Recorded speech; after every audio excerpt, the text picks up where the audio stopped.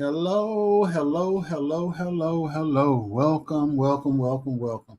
If you haven't done so already, please click like and share. Welcome, everybody. I'm glad you're here. The 7 people that are in the bushes that haven't commented yet. I am so glad that you're here anyway. So we're going to get started in a few minutes. While I grab my cigar, take a little drink. Mm-hmm.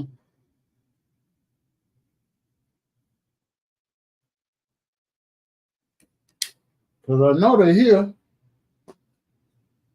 I know they're here. I know they are here. Uh-huh. I know they're here. Welcome, everybody. Hey, Lynn. Hey, Keisha, Janet, everybody in the bushes. I'm going to stop saying that. I hate that. Mm-hmm. Good evening, Shanice. Everybody, welcome to the show. I know I've been away for a while. How y'all doing? Get the tie straightened out there. I know I've been away for a while. People probably don't even realize I'm back. Yeah, how you doing, Zoe? Sweet Pea, Mona. Hey, Mona. I'm really not. I always joke and say I ain't gonna hold you. I really ain't because it's hot. I've been working all day. I ain't even got out my work clothes. I left my job, went to a meeting, and I'm here. What's up, man? Church disease. So, why am I here? I prayed about. Hey, Angela, I prayed about what I would say and how I would say it because I've had a lot to say, and I had to hold my tongue. What did you gain from this? What did I learn from all of this? What did I learn from all of this? What did I learn from all of this? Seriously, I've been through a lot. And thank you. And I sit in this room a lot of times and I look around and it really just hit me this past weekend. Over this way, y'all can't see it, but my parents' picture is right up there. I had it up high. And on that wall, there's the flag that was over my dad's coffin. And at the very top, there's a picture of them in the middle. And at the very top, it's the lipstick that my mother had on when she was in the casket. I took a tissue and I pressed against it to get it and I framed it. And I kissed her on the forehead. And it really, really hit me what I've been through since the fall of 2020. And I'm not going to come on here yelling and screaming and name calling and all that stuff, but I'm going to tell you how I really feel about a lot of things. It didn't, and I thought about what Marcella said to me. She said, Daryl, all you've been through, you never had a moment to grieve the loss of your parents. And he was telling the truth because I've been dealing with nonsense for 4 years. And this summer, when I got sick back in May, and I had to go to the hospital, and I had a procedure done on my heart. I had a blockage on my heart. I had a 40% blockage in my artery. And if you won't slow down, God will slow you down. And it finally hit me, all the sadness and grief, man. I can't tell you. I haven't been saying nothing, but I've been crying all summer long. I was just a wreck. It finally really caught up with me, all the grief. And I mourned the loss of my parents. I let it out. I was able to deal with it. And there was a lot of stuff been going on, but I was keeping myself busy avoiding the grief. And it finally caught me. But that and the stress of all the other stuff I was dealing with, it came to a head. And on May 28th, I was in the hospital. Shortly thereafter, I found out I had blocked arteries, and they had to do a cardiac catheterization to unblock those arteries. Because I'd be like, man, I go to bed and I'm still tired. Why am I still so tired? Why am I feel like my balance out? Why are my legs so weak? It was that blockage. But thank God, people, I want to say this. Thank you to everybody that has ever been that's praying for me and continues to pray for me. People that y'all know nothing about, people that I don't even know, and they always say, Daryl, I'm praying for you. Your prayers have been answered the last 4 years of my life.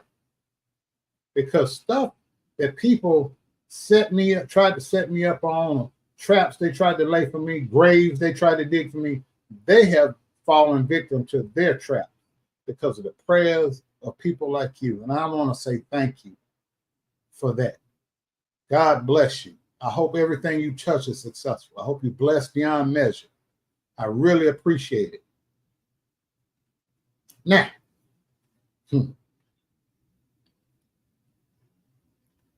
Now,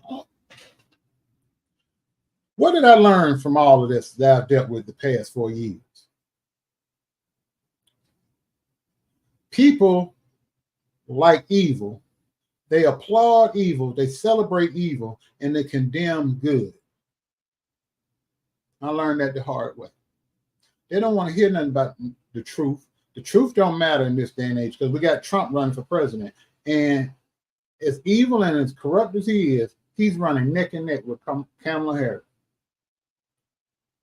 And he's evil. And in my opinion, I have said he's the Antichrist. That's the world we live in. Evil is celebrated. Good is condemned. That's the world we live in. And the Bible speaks of that.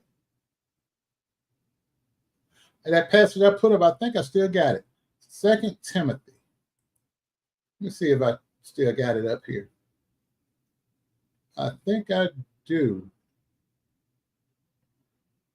I think this is it. Hold on. Yep, here it is. 2 Timothy chapter 3. But mark this, there will be terrible times in the last days.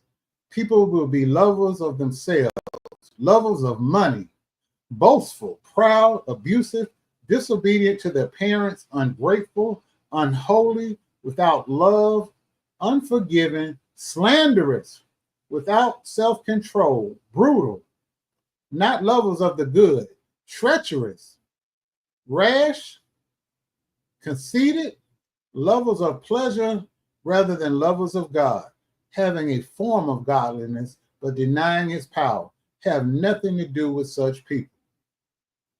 They're the kind who worm their way into homes and gain control over gullible women who are loaded down with sins and who are swayed by all kinds of evil desires, always learning but never able to come to a knowledge of the truth. Just as Janus and Jambres opposed Moses, so also these teachers oppose the truth, talking about preachers. They are men of depraved minds who, as far as the faith is concerned, are rejected, but they will not get very far because, as in the case of those men, their folly will be clear to everyone. And those are the times we live in. That's why people attack me so hard. I don't liken myself to a prophet or any divine being, any perfect person. I'm just a person that tries to do right. And because of it, I was attacked, slandered, lied on, lied to, lied about, you name it. While the evil was celebrated and rejoiced and loved and honored, I wasn't. And I learned that the hard way. But I'm not going to let that change who I am or who my parents raised me to be.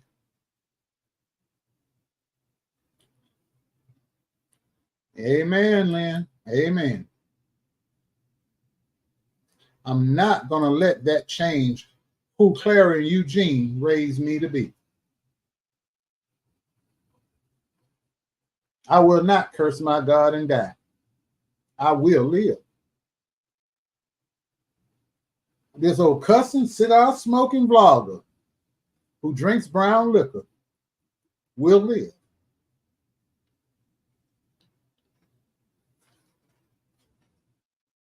I learned. Keep your, and this is me, this is Daryl one-on-one. Keep your circle as small as a mosquito's behind parts. My dad used to always say, you lucky if you can count all your friends on one hand and still have some fingers left. You don't have that many friends. You have a lot of people that you're close associates with, that you're friendly with, but true friends still got some fingers left. And my grandfather used to say, 3 people can keep a secret if 2 of them dead. I learned that there were people that were around me that called themselves my friend. They weren't my friends. They were sent to spy on me, to stab me in the back. Beware of people that's always patting you in your back. They're not patting you because they're congratulating you.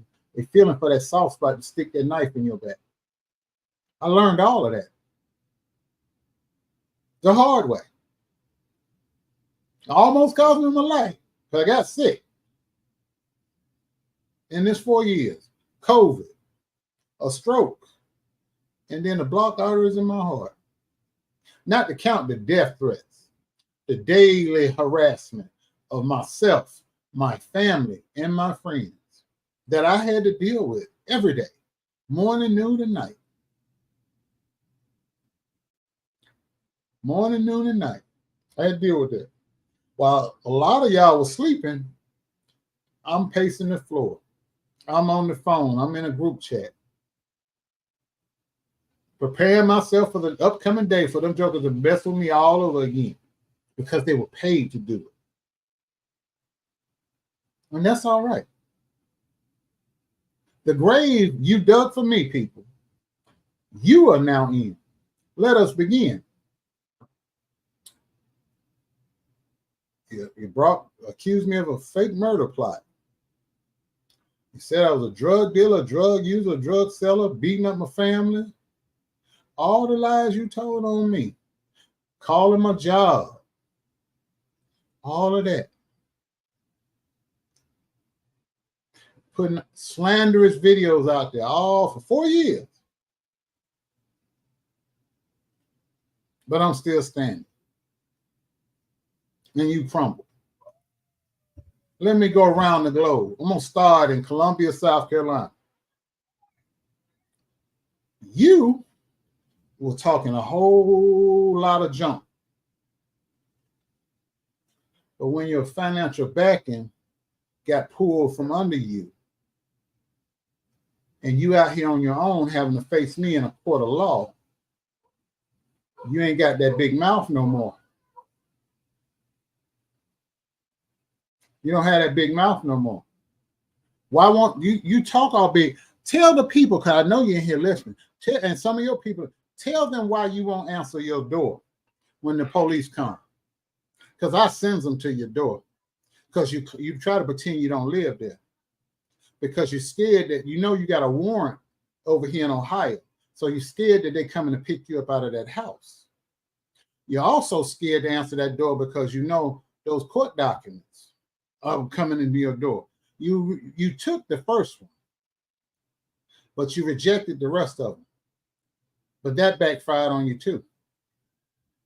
Because now when you reject the document, it goes directly to the courts and they upload it to Pacer. You're going to get documents on top of documents. And I keep a receipt because I send them all certified mail. And if you don't receive them, I get a default judgment. And when I get that default judgment, I turn it over to all your social media platforms and they take you down. And I requested in my court documents that you be banned from social media for 3 years. By that time, nobody will know who you are or even care. And when I get that default judgment, they have to honor that or I get to sue them. You never thought I would stand up to you, did you? See, this David gonna slay that Goliath. You have no financial backing. You're on your own now. You have no education, no job skills. And once this social media thing is taken from you, you're gonna have to get a regular day job. And you don't have any experience doing nothing but scamming and scheming. So I don't know what you're gonna do. You out here pretending like, oh, I got an inheritance. I got this, I got that. Lying and telling people that that was your house that you live in. It's not your house. I contacted your landlord. I contacted your landlord. You know those people that own the house that you live in since 1991? Yeah, they owned that house before you was even, well, you was a little baby, but they've owned that house since 1991. So you can stop lying, telling people that's your house. It's not your house. It's your house as long as you pay rent. Mm-hmm. Mm-hmm. Yep. All of this could go away, and I said it, but you passed my deadline, so I'm gonna keep my foot on your neck. I said by last Friday, all you had to do, sworn affidavit, who paid you, how much they paid you, gifts, cash, and otherwise, and what they paid you to do. All this would have gone away. I'd have petitioned the court to let it go. You've been free to go out here and do your foolishness, and I'd have went this way. But since you didn't, I'm gonna deal with you. Yeah, he gonna have to bust it in that parking lot again.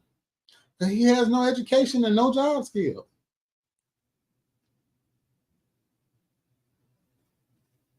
You know, I don't know what to tell you. I don't know what to tell you.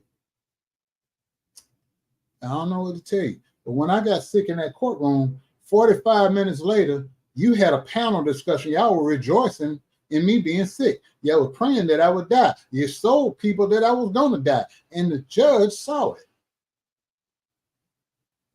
Because of that,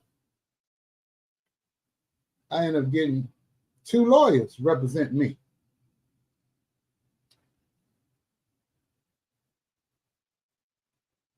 What you meant for evil, God turned it around in my favor. He sure did.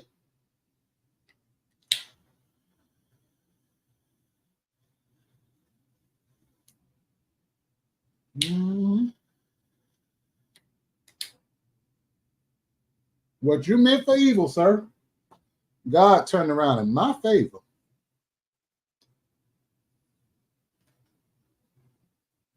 You fell out. You lost out. All your money dried up. You was out here having to apply for food stamps and whatever else, Medicaid. Look at you now, boy. I'm dressed. I just got off work. I have a job with benefits.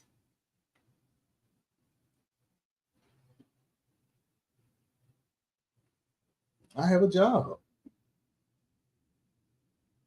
I have an education. You're out here making fun of me. Tomorrow, me and my son going to a movie premiere. This is my son's movie premiere. He was acting in a horror movie, and I was the cameraman. Me and my son, oldest son, worked on a movie together. The premiere is tomorrow night at 7. Proud of him. Following in his old man's footsteps. Graduating college in December. Second oldest graduated in May.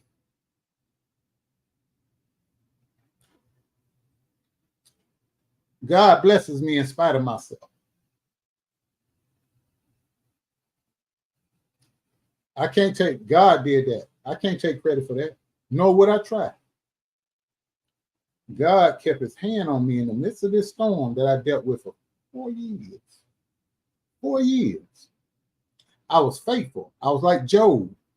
I was afflicted like Job. But I didn't curse my God and die like Job. And God brought me out of it. I ain't gonna lie.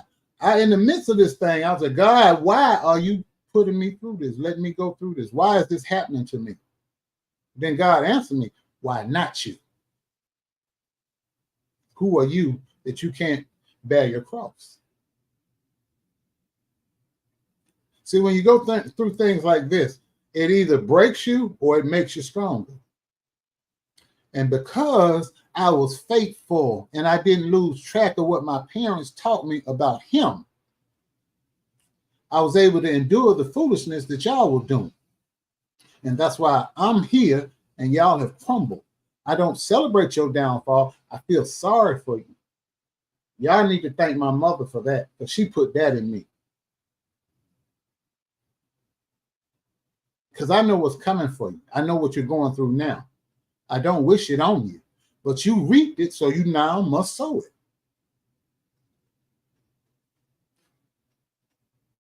Both of my oldest two boys graduating college. My second oldest, he getting married next November. Next year, this time, I have me a daughter. But God.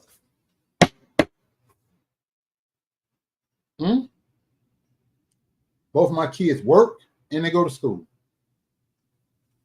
I ain't never had to spend a dime to bail any of my children out of jail.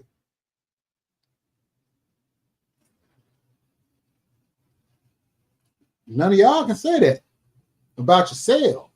I've never had to get them out of jail. No gangs, no criminal records. They're in school. All three of my boys got jobs. No baby mama drama. None of that.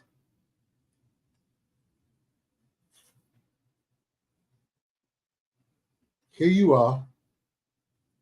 Ain't even 40. You got arrested, busting it open in a parking lot. Broad daylight. Prostitution. But I'm a bad guy, but you're a good guy, right? But everybody love you because you're corrupt like this world. You're a reprobate, just like most of the people in this world. But the one thing that held me on when I was going through all this, God has promised everybody that trusts in him and believe in him that we will get the victory when it's all over. And you are seeing that right now. I'm not talking about material things. That comes and goes. I'm talking about your bloodline being blessed. I come from a sharecropper with a second grade education. My granddad, my mama's dad, victim of the Tuskegee experiment. My grandmother, his wife, she didn't have much more education than him. I don't even know if she could read or write. But his grandson got a master's degree. His grandson's children about to get their college degree. I am the first male that graduated college that was one of his descendants. Me. I'm the first. And not only am I the first, I'm the one that graduated from the Tuskegee University. My grandfather died on that campus in the hospital when I was 10. And 10 and a half years later, his grandson got a degree on the other side of campus. This guy.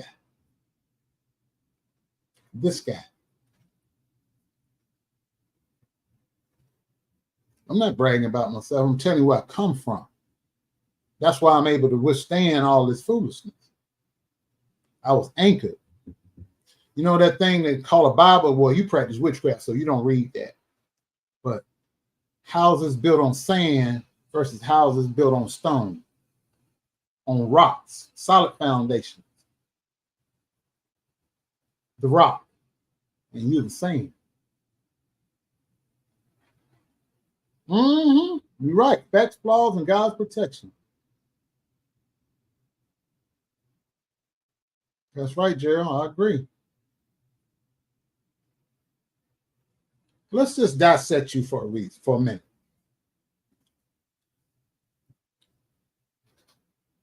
Your upbringing was bad. We all know that. But that doesn't mean you had to continue. There's things called interruption in the bloodline, breaking generational curses. You decided not to try to break it. You decided to just wallow in it. So that's where you are. That's where you are. And that's where you will be. Not trying to put you down, just I'm stating fact. See, the difference between you and I, you come on and told lies about me, and I told the truth about you, and you couldn't handle it. So then you got together and formed this evil empire to attack me day and night. But the rest of y'all on part of the evil empire, I'll be with you shortly. But this is y'all ringleader, so I started with him. No education, no job skills. You're not marketable. And once I get this default judgment, you go away. And I don't know what you're going to figure out with your life. But you're at a point of no return. You can't deny the documents being sent to your house. You must respond to them. We're going to go to court. But if you don't, I get a default judgment. Either way, because once we get inside of a courtroom, they already have all my ducks in a row. The civil stalking protection order that you violated, there's a warrant pending. We're working on that now. You have a history and a track record of all the videos that you've done in violation of that civil stalking protection. You have harassed me and slandered me for 4 years. I have 4 years worth of documented evidence of you slandering and defaming me and harassing me before and after I got the civil stalking protection order. That's done. We can do this quick and get it over with, or we can go the long, drawn-out process. But when that time comes, there will be no more you on social media for 3 years, because that's what I requested in my document. That is what I requested. I'm going to clean house with the beef sector people, starting with you. You are a reprobate, and you associate yourself with other reprobates. Free country. That's okay. I'll be back to you, but I'm going to go around. Tampa, Florida. You are a snake, if I've ever seen one. When I got sick, you was on that video. You and your sister, the one who's in Chicago, whose parents are her legal guardian, because she don't have the mind to take care of herself. She still live in that house, 40-something years old. She got arrested on Valentine's Day for stalking. Who does that at 8 o'clock in the morning on a Valentine's Day? Who gets arrested for stalking at 8 in the morning on Valentine's Day? You're a sick individual. That's why I had that t-shirt. I left it in the basement. I didn't want to bring it up. But I had her mugshot on a t-shirt. I got your mugshot on this computer. Thunder thighs, walking around with tinfoil and wigs and go-go boots. Disgraced and defrocked Kojic elder. The last person you need to be talking about is me. You need to be talking about, even though he in prison, Lamar Whitehead has a $20 million lawsuit that's still out there on you. My college classmate just got through dealing with you, and you got up here bumping your gums, and you should have kept your mouth closed. Now you're on the hook with him for almost $200,000. And he gonna get here. Now you don't have partner wonder. He know that, but he gonna prove a point with you. So now you financially ruined the rest of your life, because you'll never be able to pay that back. Every time you get $1, he gonna get a piece of it, because he's gonna seize your bank account, cash apps, all that. He's gonna seize that and get his money for the rest of your life. You'll never pay him back, but you're gonna always have to pay him. The trap you laid for me, look at what happened to you. You have ruined yourself financially, and you're not even my age. Your boy. And the only reason you flock and do anything, because he knows you have a soft spot for him, that you're in love with him. And he used that. I'm not even going to go back that road to things he did. You know what he did. I've already talked about it. Don't have to rehash it.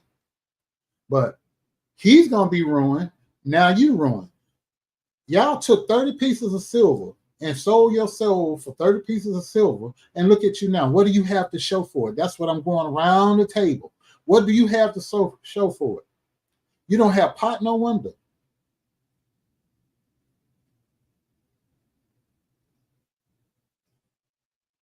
And just know, I've given my classmate your landlord's information in that house that you rent. I gave him all the information about your mammy and what y'all did. So when y'all go back to court because you violated that agreement, he's going to have all of that with him. I just sat here. I ain't saying nothing. Y'all thought because I didn't say nothing now, y'all got away. Oh, y'all rejoicing. Oh, he going to die. He going to die. I'm still here. Heart fixed. Things in my rearview mirror. I'm over and done with it. But I told y'all I was going to get my licks back. Little did I know, I didn't even have to throw a punch. God did it for me. You on the hook, $20 million lawsuit, and you laughed at, it's called a lien holder. He can still put a lien on you from prison if he get a judgment against you. My classmate already got you for $200,000, and then Whitehead from the jail cell got coming after you for $20 million. Big mouth, empty head, empty pockets. Them cash apps ain't gonna help you, my friend. Something to think about. I mentioned Chicago. I mentioned you because y'all piece of the pod. And by the way, who smiles on their mugshot but you? You're a special kind of slow. You smiled on your mugshot when you got arrested for fraud. Who does that? New York City. While you celebrating me being sick with your infested self. I don't know. I'm just saying that. I don't know what your health situation is. But what I do know is you had that elephant pregnancy, and when that boy woke up, he got rid of you, put you and your kids out. And he moved to Jersey City, and you was bouncing around in the Bronx. You lost your kids.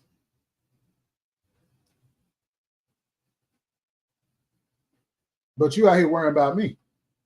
Unfit mother. You lost your kid.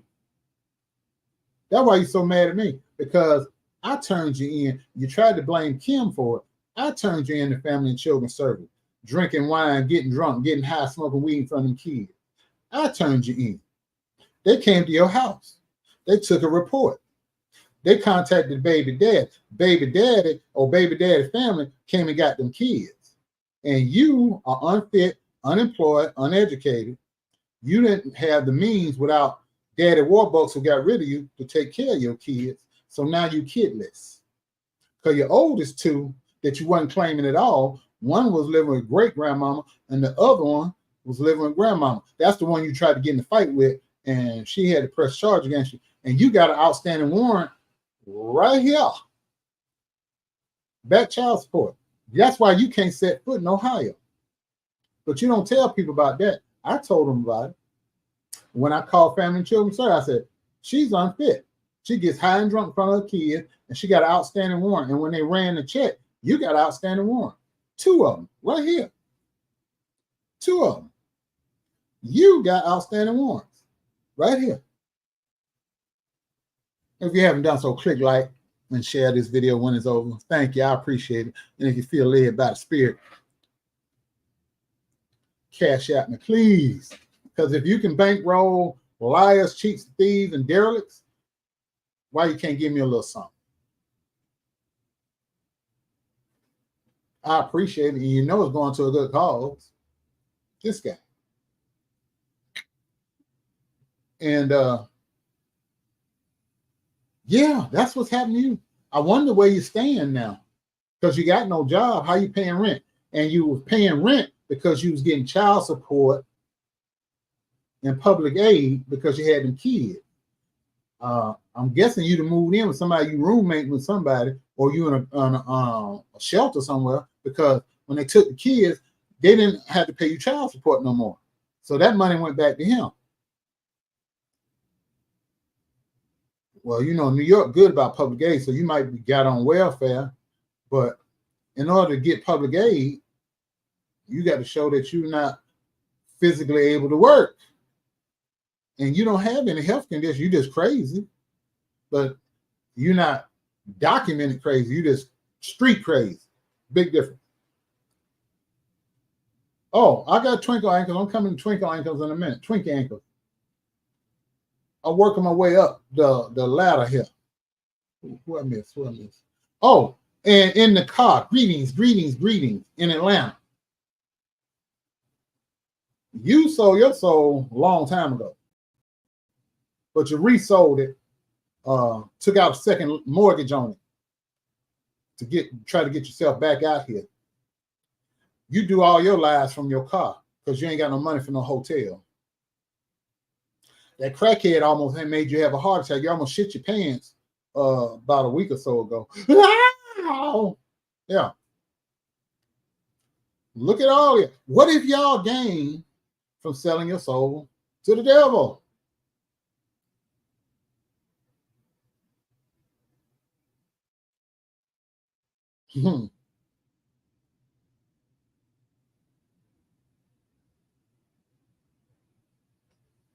Huh?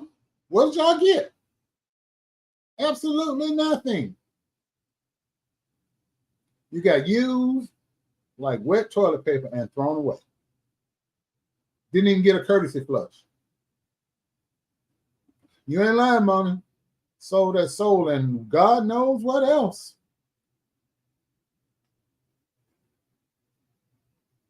You sitting there doing lives from your car in the dark. Last person, word of the wise, the last gay man that was doing stuff in their car ended up getting killed. Remember the guy that used to get into it all the time, that some of the people over here really like watching, Ryan Chandler? Somebody killed him in his car. You need to be indoors somewhere, even if it's just a homeless shelter. But you can't take all them fake furs and big cat in the hat hats with you to the shelter. So you can't be over on the women's side. They're gonna put you over there to men. The men's gonna take them little hoochie slippers or whatever you call them and beat you across the head with it.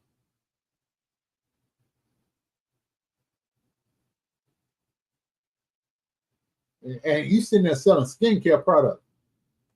Boy, the last video, the picture I saw you had your face looked like some cooked brittle. Air pockets all up in here. Man, ain't looking good for none of y'all. Ain't looking good for none of y'all. Got two more people. How long I been here? I'm making good time. Got two more people. That boy in Texas, Houston, Texas. The story of Cain and Abel, hood version. Brother shot you in the ass and the stomach. You got shot. Remember how you contacted my mother, who was grieving the loss of my father? She was in the beginning stages of dementia. You recorded her and put her on your show, and you thought it was funny. I should have did something to you. But my mother, God rest her soul, baby, just pray for that fool. If he knew better, he would do better. He ain't right in his mind. If he was, he wouldn't act like that. She saved you. She saved that boy in South Carolina too.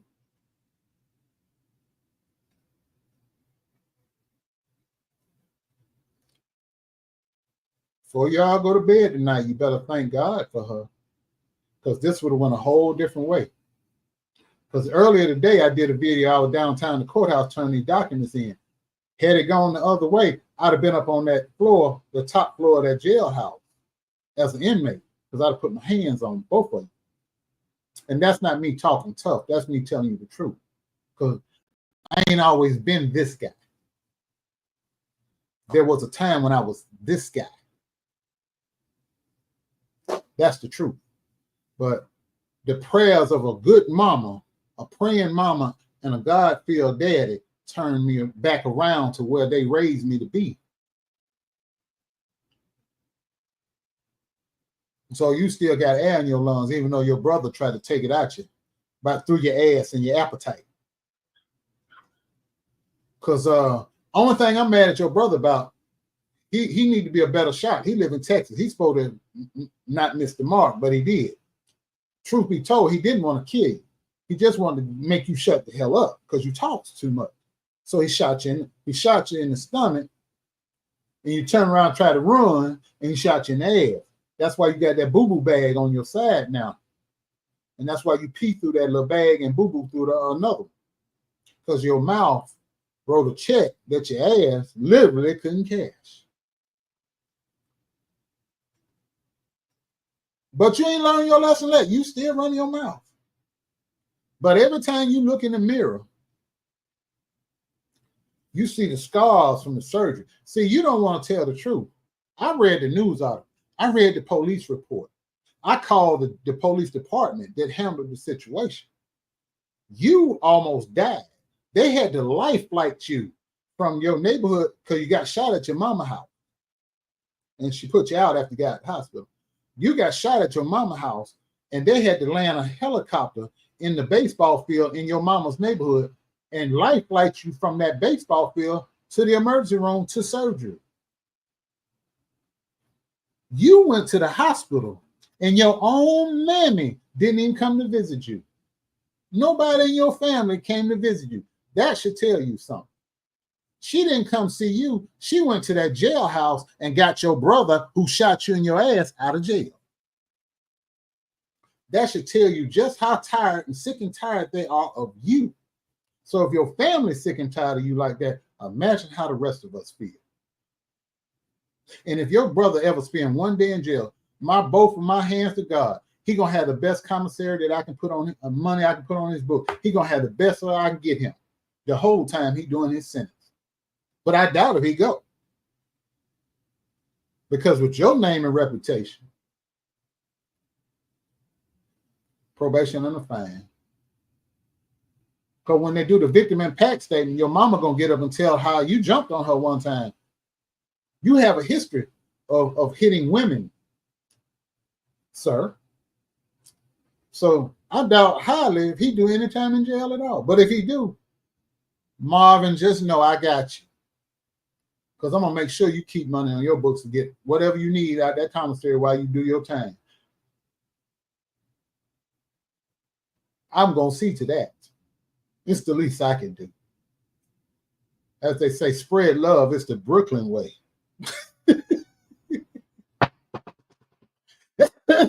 But that should tell you the kind of person you are. But you keep talking. You was in special ed the whole time you was in high school, the whole time school. I seen your IEPs. I seen your school records. School records are public documents. You thought I was playing. I contacted your high school, but you kept talking. Thank you. Thank you. Appreciate that. Your brother, your mama, you got shot in your mama house, blood on the floor, blood everywhere. Got home, cleaned up the house, went to that jailhouse, got your brother out. You laid up there with your guts scattered across all of Harris County. She ain't come visit you not one day. She didn't want to have nothing to do with you. She was sick of you. She went and got your brother out who shot you. Your dad ain't come fool with you. Cousin, nobody. Then I pray to God that you lying and you ain't got some girl pregnant. Because if you got a baby on the way or had a baby, that woman life ruined and that child life ruined for eternity with you as a father. Because I just pray that that's a lie from the pit of hell that you ain't got a child, because that woman life going to be miserable for the next 21 years and that child life is over before it gets started. But look at you. You a whole hobosexual. You probably was trying to get this girl pregnant so you have someone to stay, because she probably had an apartment or a house and you need someone to stay because can't go back to your mama house because your brother live there and your mama sick of you. And half your ass scattered across the wall up in there. So it might have triggered you. So your life All you got is the internet stuff. You're on here imitating your idol, wearing wigs and stuff like him, and got your ass shot off. Now you pooping out of a bag. Now you got a colostomy bag on your side. You ain't even 40 years old. You ain't even 30. Wait a minute. I gotta look at your thing again. Yeah, if you are 30, you're like 31, 32. I don't even think you're that old. But all of y'all, I'm just going around the circle. And California, Los Angeles, City of Angels, room and house, 6 bedrooms, 6 bathrooms. All they did was take 2 houses on that lot, 6 in one house, 6 in the other, 6 bathrooms in each house. You pay for a room, you got your toilet. That's why you're always begging for cash apps. So, I want to get me a hotel so I can relax this weekend and go swimming, go to the pool. Negro, you live in Los Angeles. If you keep going west of where you live, over there across the street from that police station, the beach is that way. All you got to do is wobble your ass onto the beach. But you don't want to go to the beach. You want to go get a hotel room because the hotel room probably got nice amenities, central air, free breakfast, so your ass can eat. But why you got to get a hotel to go swim in a swimming pool at the hotel when you can go to the beach for free and put the money in your pocket that people are cash apping you and save it and eventually get your own apartment? Can't do that. Here's why. Here's why, Twinkie Ankles. You got an arrest record. Tell them what you did. Tell them what you did, Twinkie Ankles. Tell them what you went to jail for. Bet you won't do that. But you come out here talking about me, making videos about me. Tell them what you did. You went to jail. I ain't talking about county jail. I ain't talking about city jail. I'm talking about inmate, state prison, jail. Tell them what you did. Tell them what you did, Twinkie Ankles. Tell them. Head and shoulders, ain't got no neck. Tell them what you did. Tell them what you did, Jabba the Hutt, Oompa Loompa. Tell them what you did. It ain't that easy, Felix. No, not no check fraud. No. He did a violent crime, allegedly. Tell him what you did, sir. I'm making good time. Y'all click like, please. Tell him what you did. All of y'all together on a panel. All y'all faces are avatars up there. Oh, he gonna die. He gonna die. He this. Oh, I told him. And the voodoo doctor told people to write my name on a sheet of paper and put it in a jar and bury it in the jar in the ground and cover it with black sand.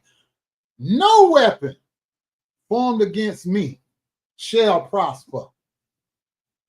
Look at what happened to all of y'all and look at me. Don't it look good? Brooks Brothers suit, gators on my feet, gold ring on my finger. In a house here, got a house somewhere else. Kids graduating college, shooting movies with my son. Son got a music career. On top of him acting, my other son plays 7 instruments. Graduating with a degree in music and theater. My second oldest, he about to start acting.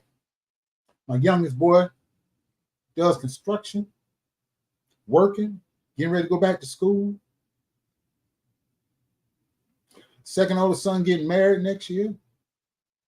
That's right, Felix. He prepares a table for me in the presence of mine enemies. You got to sit back and watch me eat a good meal after what you put me through for 4 years, you evil bastards. But it didn't hurt me. It depressed me a little bit, but it made me stronger. It renewed my faith. See that thing right there? That's called a Bible. See these other 3 books next to it? Concordance and other stuff to help me study this book, the Bible. You know, that stuff you don't read, Witchcraft Man. It's a Bible.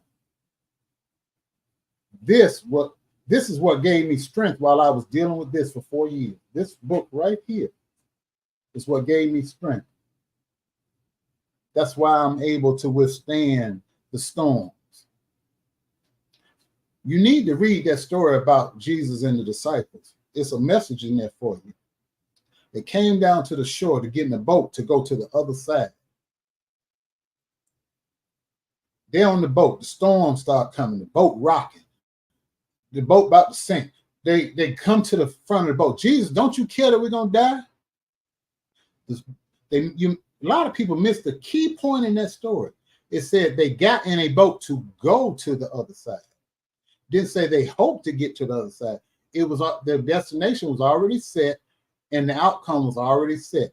They got in the boat to go to the other side. They didn't say they got in the boat hoping they would get to the other side. They were with Christ. So because they were with Christ, wherever Christ is, you're assured of a good outcome. Somebody got that. Somebody out there just got what I'm saying, got what I was putting down. So because Christ was with me, even when I felt like all hope was lost, I was assured of the positive outcome because Christ was with me, and he's still with me. He dwells down in me.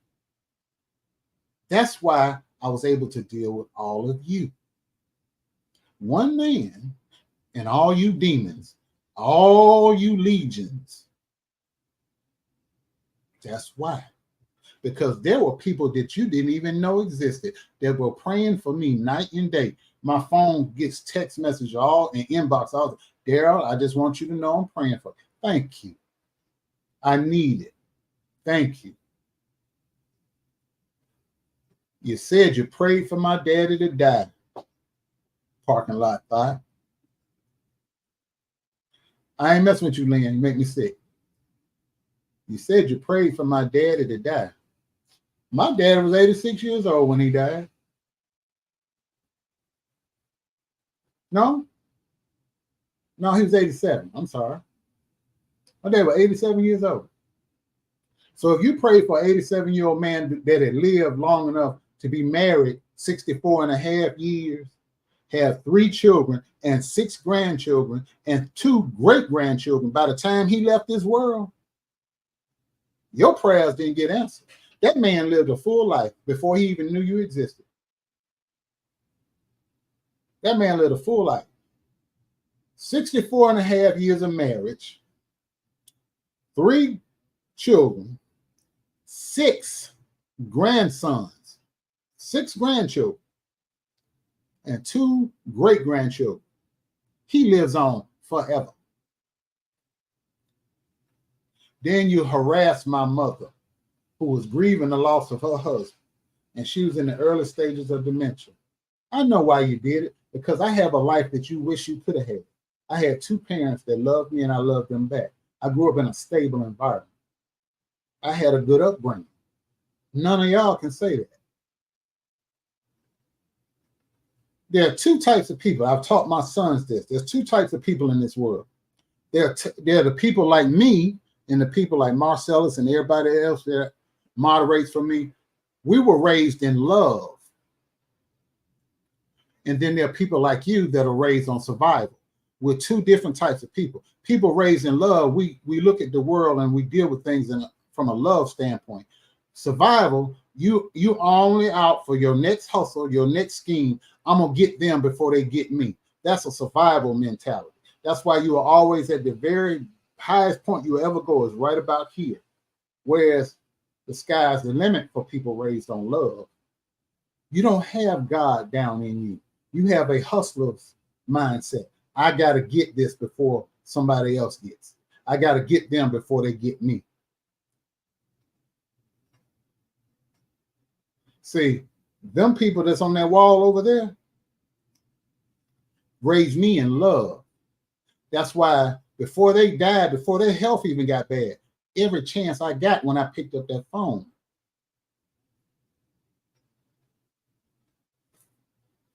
I told them how much I loved them. and how much they meant to me. And I said, I'm not thanking you for the material things. So most of the stuff you gave me, I don't even have no more. But what I do have is what you put down in me that was in this book back here. And that's why I was able to deal with y'all, because of what they put in me that was in this book of instructions right here that my fingers touch. The Bible. That's why I got that license over there to officiate weddings. When my dad died, as a way of honoring his memory, because he believed in love so much, I said the best way I can honor my father's memory was to officiate weddings. And to this day, I've done 36 marriages. Since he died in 2021, I have married 36 couples. More to come. My goal is to get to 100, then I'm going to stop doing it. What legacy are you carrying on from your bloodline? Any of you, I'll wait. I'm not out here stealing summer lunch program money. Oops. I'm not out here selling my body in a parking lot. And I don't know what made that girl in New York think somebody was going to marry her and make her a first lady of any church. Church is chicken, maybe, but not no church. She out here doing S&M on websites.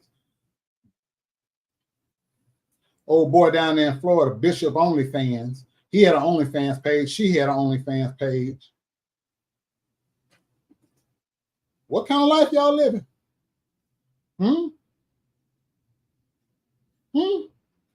What kind of life y'all living? Who raised you? Who raised you?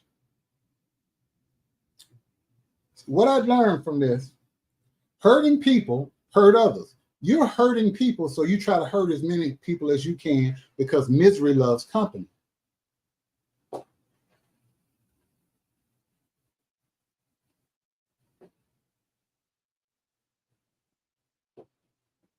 See? Hurting people hurt others. You're angry, you're unsuccessful, you're bitter, you're just mad. So you attack a guy like me or a lady who's trying to do right, trying to do something with yourself, because you're jealous, not of the things, of what we are here in here. That's what you did. Oh, time coming down. Tick, tick, tick, tick, tick. You sold your souls for 30 pieces of silver. What do you have to show for it? Old boy in Atlanta got 2 arrest warrants in Virginia and 2 in Atlanta. So he got 4 arrest warrants out for him. New York City girl, she got 2 arrest warrants in this state of Ohio. Couldn't even pay $110 a month in child support. That's one warrant. The assault charge is another. 2 warrants. That's person number 2. LA on paper.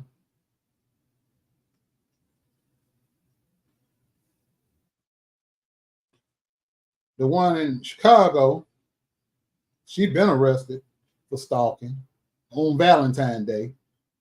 She went to prison. She's a felon forever. Florida went to jail for fraud. And if he ain't careful, he gonna be jammed up messing with my classmate from college. So I'm going around the globe here, I'm skipping. South Carolina, warrant pending, been arrested all before for prostitution, got this civil stalking protection order violation. He going, boy in Texas, got shot in the head by his brother, violated the civil stalking protection order. Depending on how I'm feeling when I go back to the court to deal with South Carolina, Mike going to issue a warrant for him too. The grave y'all dug or tried to dig for me and put dirt on my face is now on your face. Your pockets is empty.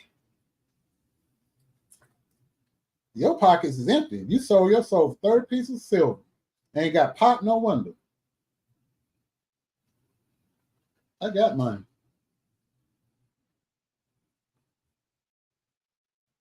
I got money. I ain't no millionaire, but I sure ain't out in the street. I ain't sleeping in my car. I have been homeless before, but God brought me out of that because my heart was right and my mind was clear.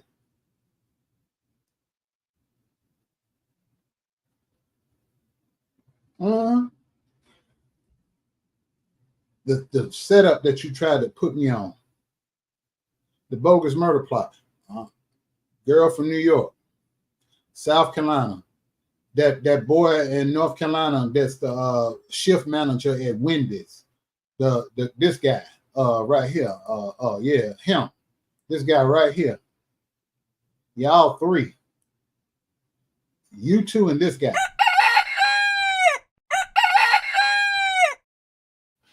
And that guy tried to have it falsely accuse me of planning to kill somebody. That didn't work. Accused me of drug dealing, drug trafficking, drug selling, drug using, beating up my kids, beating up my spouse. None of that was true. Slander, defamation of character. Call my job, that fool in Texas. Call my job 8 times in 4 hours. Oh, y'all know he beat up kids. He's done this. He's a convicted felon. None of that was true. Called so much I had to get a restraining order against him. And I worked for the prosecutor's office. I'm a licensed gun owner. And I was working in law enforcement, in the courts. If any of that stuff he said were true, I would have never had that job. You have lied on top of lies against me, and I withstood all of it. While I was going through that foolishness that y'all were putting me through every day, I had a stroke, COVID, heart problem. Both my parents died, and I never got to grieve the loss of my parents properly because I was dealing with nonsense. I was in a constant whirlwind and storm for 4 years. And God said, it's time for you to rest now. And when he sat me down this summer, that's when the grieving process started. And that's when I was crying my eyes out all summer long, finally processing that my parents, I'm not going to be able to pick up that phone and call them. I knew they were dead, but I kept myself busy. And sometimes because I wanted to, but the other time I was busy because I had to be dealing with y'all foolishness. But when all of that got removed from my life, I was able to grieve and mourn and heal and rest my mind and my body. And that's what I did. And now I'm okay. And y'all catching pure hell. Every last one of you. Girl in New York lost her children. No more child support. So you got to get a job. And you're too old to be a hooker or a stripper because nobody wants to see you. South Carolina, scared to answer his door. If he do go out in public, he going to that gas station down the street, getting them some Lunchables for $2. He's surviving off Lunchables all day, 3 times a day. He got a mask on his face, hide. You're very odd looking. You can't hide. You stand out like a sore thumb. You walking out there in the middle of the night, grab you something and come back. The police knocking on your door. You're scared to answer your door because you think they're coming to arrest you. They are going to eventually. I'm going to send them every day. I'm not taking the heat off of you. I'm going to keep my foot on your neck. I'm going to send them to your house every day. Sometimes 2-3 times a day. I contacted your landlord. You can stop lying and telling people that's your house. That house has been owned by that husband and wife since 1991. I even know how much the house is worth. I even know how much taxes they paid on that house the last 10 years. I have that paperwork on this computer. You can stop lying. I told you way back stay at grown folk business. This ain't you. But you interjected yourself, so this is what you get. You're going to get this. You're going to get all of this. I told you what will make it go away. All you had to do last Friday was a sworn affidavit. Who paid you, how much they paid you, and what they paid you to do. All this would have went away. Wouldn't even be having this discussion now. But since you hard head make for a soft backside, I went down to that court and put some more paperwork on it. Makes me no never mind. Get a receipt. This, I can't show this on screen. This will be doxing. Let me cover your address up. But see that right there? That's your name. That's your name right there. Columbia, South Carolina, which is zip code, and your name. The receipts, the receptacles. I ain't lying. Got it in my front pocket. Did it on my lunch break. No, don't own that house. Godmama on it. Godmama, the fool sat there and took out a second loan on the house that wasn't even his. It gets deeper. The plot thickens. That house is owned by, hold on, people. Don't go nowhere. Let me see them people's name. Hold on. I got you. I'm about to tell you.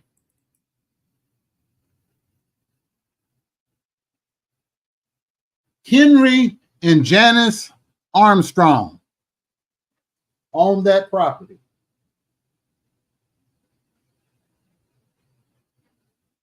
That house is worth $19,400. That's how much that house worth. When they bought it for like $11,000 or $12,000. So now it's worth $19,400. That's how much the taxes was last year off that house. Was a couple $100. Janice and Henry Armstrong Jr. own that house, and they've owned it since 1991. And you went out there and tried to, I don't know what you did with them documents, and went to a bank and took out a second mortgage on that house. They gave that boy that money for that rap career, and he took that money and went to California. You ain't seen or heard from him since. And I don't know how you was able to pull that off. See, you have a history from what I was told. You used to be, when you got straight out of high school, you had a job in a group home. And money from some of those residents in that group home started disappearing. Credit cards got applied for in their name, and then you mysteriously quit your job. And you hadn't held a regular day job since that day. I got that from one of your cousins.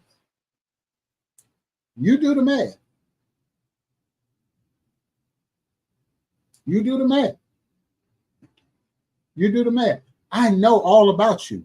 And when we go into a court, the judge is going to know all of that too, because I'm going to lay the receipts on the table. And guess what? A lot of people just don't know it yet, but they're going to be getting subpoenaed when we go to court because of your big mouth. A lot of people that don't want to see the inside of a courtroom going to have to raise their right hand and tell the whole truth and nothing but the truth, so help them God. And if they lie under oath, they're going to get charged with perjury. $5,000 fine and up to a year in prison for every lie they tell. So a lot of people going to have a come to Jesus moment once I subpoena them to testify against you. And they're going to have you to thank for it, because it's quite a few people that I plan to call in to court when we go to court. You better work this out. But I know they're going to already call you and tell you to go and work this out. But in order for us to work this out, it's going to cost a whole lot of money, a whole heap of money. I don't know if they got it. I don't know if they're going to give it to you because you done fell out with everybody. But I just know because of you, a lot of people are going to get a subpoena in the mail. And if they don't show up to testify, because, you know, if you live more than 200 miles away from the court, they'll let you testify now via video. And if they don't log on and testify, they're held in contempt, and a warrant for their arrest shall be issued. So a lot of folks, at least 1, 2, 3, 4, at least 7 people I know that I'm going to call in to testify. And a lot of them live in the South with you. Few in other places. You're going to be, they're going to have a long Christmas to think about this year, to think about what you done got them involved in. You and that big mouth of yours, you done got a lot of people in trouble. They got to have a long way to go because of you. Because once they come into court and everything becomes a matter of public record, you know, that thing that you like to talk, oh, Pacer, because everything that they talk about going to be on Pacer for the rest of the world to see from now into the end of time, from sea to shining sea, because of your big mouth. Because of your big mouth. I have been through hell because of y'all. Lying on me, harassing my friends in the chat, harassing my family, putting my kids' pictures on the internet. That fool in Chicago wished death upon my children, said F my kid and da da da da da da. People prayed for my death, prayed for my parents to die, wrote my name in jars and put the jar in dirt and covered the dirt with the jar with black dirt and burning candles and voodoo curses. None of it's worked. None of it will work. But what's going to work, you come into court. Why? You come into court. You come into court. And when you come to court, sir, there's going to be a nice little document typed up. And so you know, you already know because you opened the original documents. See, had you never opened those original documents and accepted them, you could have been trying to lie for negative. But because you opened that one and denied the rest of it, the courts is on to what you're trying to do. I subpoenaed your bank statements, cash apps, all that, all your financial records, subpoenaed your medical records, because that's going to show other things when we get in that courtroom. I ain't telling you what my strategy is. I'm just letting you know, because I'm really not talking to you now. I'm talking to other people because I want them to be shaking in their boots, because the truth's going to come out. Oh, I thank the Lord. Oh, let me wipe my mouth like a preacher real quick. Oh, Wiley ain't getting out of jail, Marcellus. Wiley threatened to blow up a Walmart. Unless he got money for that bond, and whoever bonds him out, they have to be a resident of the state of Nevada. And I don't see nobody bonding him out no time soon. Because if they come from out of state and bond him out, he's a flight risk. He ain't getting out.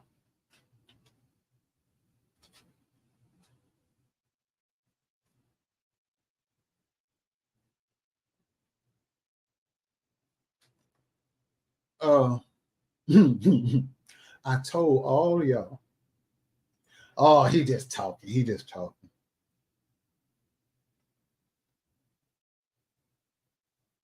He just talking. And you notice I ain't yelling, cussing, and screaming, going off, threatening nobody, harassing nobody. I got out the way.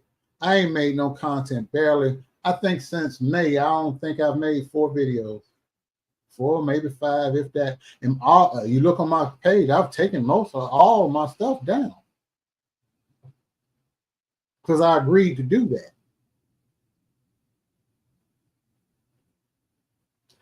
I agreed to take certain videos down, but you know what? While I was at it, I said, you know what, the hell with it. I took them all down.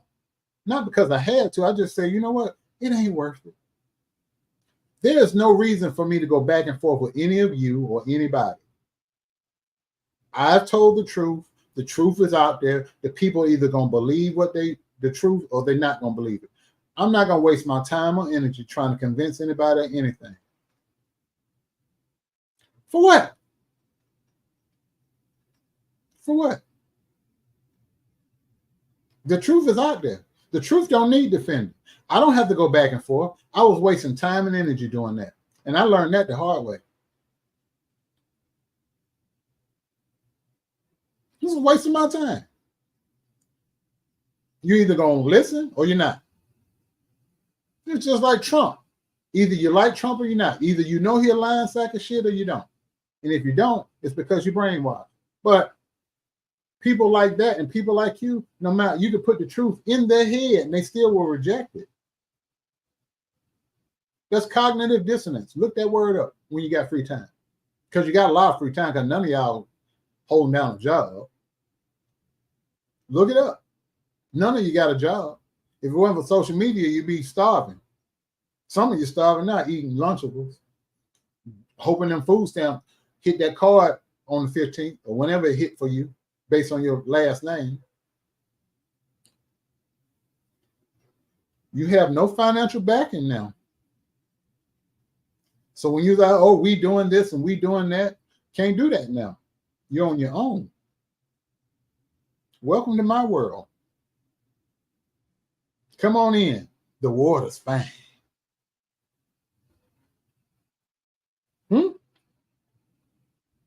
You were warned. Warning always comes before destruction. Pride comes before a fall.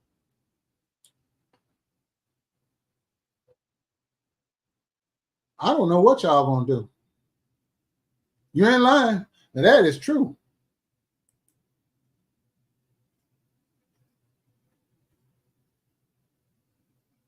You better shave your head like me. Get you a big razor from the dollar store and get you some soap. You can't even use Right Guard. Do they even still make? Yeah, they still do. You can't even use Old Spice. You got to get you some Tussie, that cream, and put that cream under there. Times is hard, boy. I sent you the link, but I'll send it again. Here you go, Marcellus. I'm going to send it to you. This link from Marcellus. And that once he say what he got to say, I'm going to laugh a little bit, then we're going to get up out of here. Because, yes, indeed. I don't know what to tell you. Because I'm going to keep my foot on your neck, and I'm going to keep them papers coming to your mailbox, and I'm going to keep them police coming to your house, doing them wellness checks. Because I fear for your safety. You're mentally ill. Nobody does what you do unless they're mentally ill.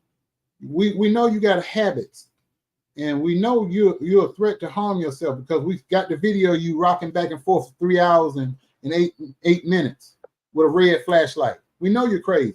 You'll hurt yourself or somebody. What's up, brother? What's up, man? What's up, players? What's up, chat? Listen, you know I was supposed to be out working. Somebody had asked me to come and talk to them on a minute. They done left me in the green room too long, so I had to go. All right. So because you know I don't be waiting all that long. But anyway, let me tell you something. When you look at the last 3-4 years of all of this mess, the one thing I can tell you that I'm grateful for today is the peace that I have. You know, I'm just not in the business of doing that anymore. It is so pointless. And if you're a content creator, understand this. As I heard another content creator say this the other day, and really hard. He said, they're after your energy. And he's not even in our space. He's in another space, and he was saying how people was trying to like come at him and bother him and all this stuff. And he said, they're after your energy. And when I thought about it, Daryl, think about it. All of this stuff that you've been dealing with for all of these couple of years, look how much of your energy got sapped by dealing with these people. And, you know, and it ain't even like you lied. You understand what I mean? You're telling the truth, and you had to be, you know, have all of your, you know, all of your energy sapped. So I'm just like, you know what, man, forget these fools. And like you said, what benefit did it have? You ain't got no benefit to it now. Ain't no retirement plan. Yeah, well, I mean, hey, good luck to them. That's all I can say. But I came on what T.S. Madison said. Everybody working gonna get what? paid. That's right. That's right. That's right. And you know it's something when you getting all of your talking points from somebody who look like they use too much Fix-A-Flat. You know, so I'm just saying. I'm just saying. When you gotta quote somebody who look like they use too much Fix-A-Flat, you know, Oh, you hell. you know the Oh, internet done went south. That's all I'm saying. That's oh, all I'm hell. saying. Oh hell. Oh hell. Oh hell. I'm just saying. Oh my God. Help me, God. This No, boy but said but fix a but flat. but it's the truth, and you know I ain't told no lies. But I know. anyway, Daryl, it's just something to behold. All of these people who done came after us, and now they got to backtrack. And some of them, even though they know you were right, they just didn't want to acknowledge you were right because it was you who was saying it.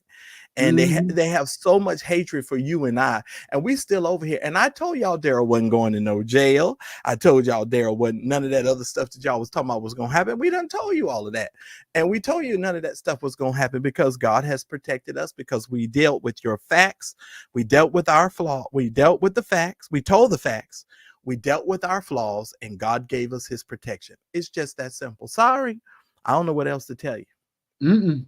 That's all I got. But man,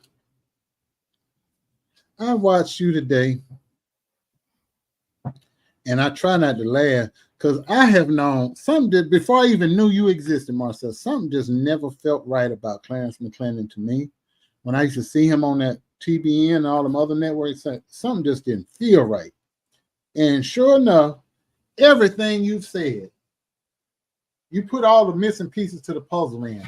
I said, something ain't right about that man. Something ain't right about him. He just looked like a snake oil salesman. And then when you start telling stories about how you built an extra garage or whatever, a shed for him to bag his car up to the door of the church so he wouldn't be scared and all this stuff. And then how he was leaving his wife, talking about that what God said, that wasn't his wife, this is his wife. And he married the woman a week after or a couple of days after he divorced his first wife. Don't that make God sound like he's schizophrenic? Why would God tell you to marry somebody when you already married? That sounds crazy, don't it? Yeah. Yeah, but this is a man who's supposed to be giving you God's word and voices. But this the same man that say God told him he was supposed to marry somebody else while he was already married. Okay, if y'all want to believe that, okay, all right. In the movie theater holding hands. He wasn't holding no hands. He was locking lips. Locking lips and slobbing face. Oh, look out now. Just crazy. Absolutely. Ain't his youngest son a preacher now too? The little boy, he about 11. Oh, you talking about Seth? No, Seth has to be a little bit older than that. That's the son he had with the new wife. Right, that's what I'm talking about. That little boy, when he first started preaching, he was like 9, 10 years old, wasn't he? Yeah, well, he's probably looking at his father, and that'll probably be the one son. Well, Cameron, here's the funny thing. Cameron is a good kid too. Clarence has 4. Well, let me get it right. 1, 2, 3, 4 kids. Now that I think about it, he has 3 boys and 1 girl. He has 3 boys and 1 girl, unless he has some other children that I don't know nothing about. But his other kids are great kids too. Now his oldest son, he's a little bit of a rebel. You know, I had to set him straight a couple times, but he's, I mean, his kids are great kids. They're great children. But Seth is going to be the one to carry on the preaching lineage. God help us all. That's all I can say to that. God help us all. So McClendon's daddy was a preacher too? His brother's a preacher. His daddy's a preacher. They're all preachers. Oh, family business, huh? It's a family affair, sir. Absolutely. Wow. And his mother, I think his mother had, I don't know if she went to go back and live with his brother, but for a little while, his mother was out here in California with him. I don't know if she still is, because she likes to travel. She was traveling at one point, but she's gotten up in age, so I'm sure she's not probably like she used to be. But yeah, but he has great kids. The kids are great. Yeah. I think Marcel, since me and you keep our head shape, we're going to have to get some of them skin care products from Georgia So we have you shine. out your damn mind. I wish I would put that shit on my face and my head. You crazy. Now you done made me cuss. I've been working on that, and here you go. You done lost your mind. You done lost your whole mind. Oh my God. That Willy Wonka looking fool. Now he looks like Willy Wonka's grandmother.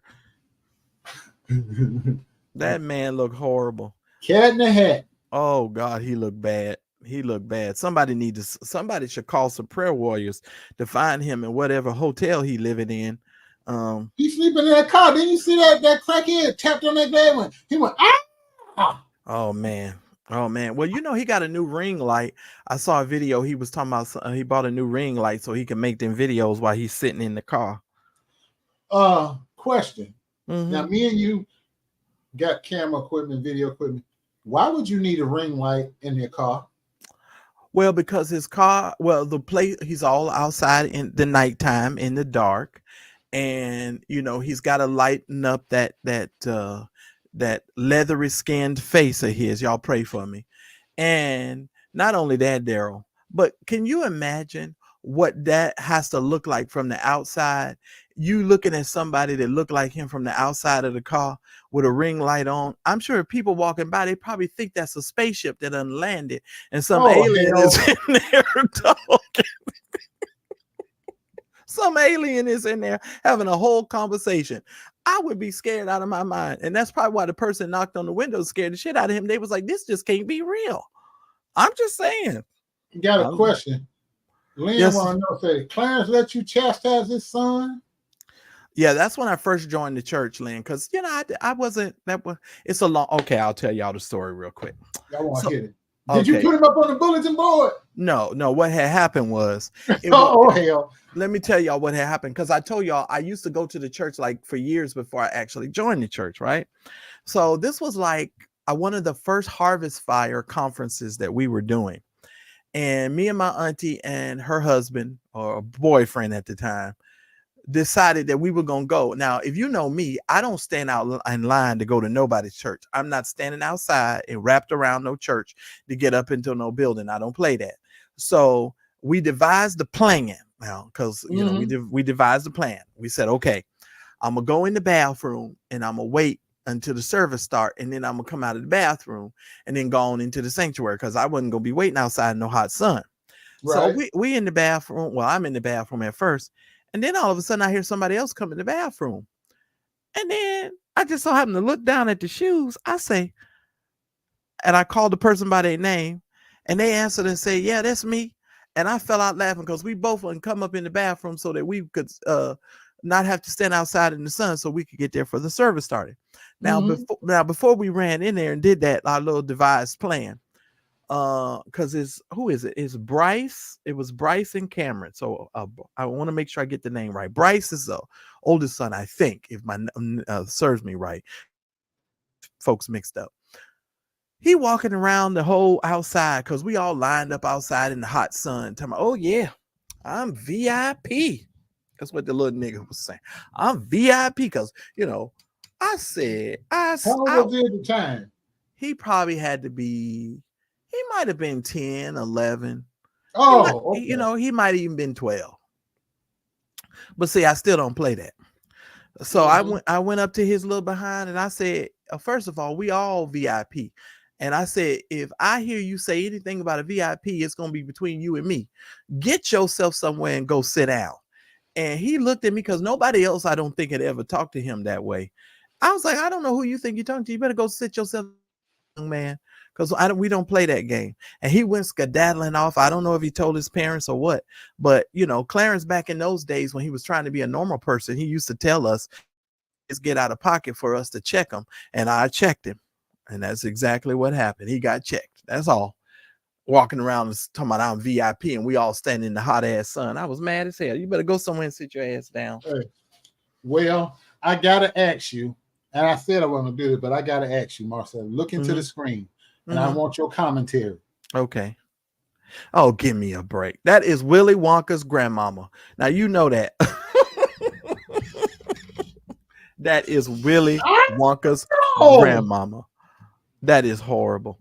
That is just absolutely horrible. Absolutely horrible.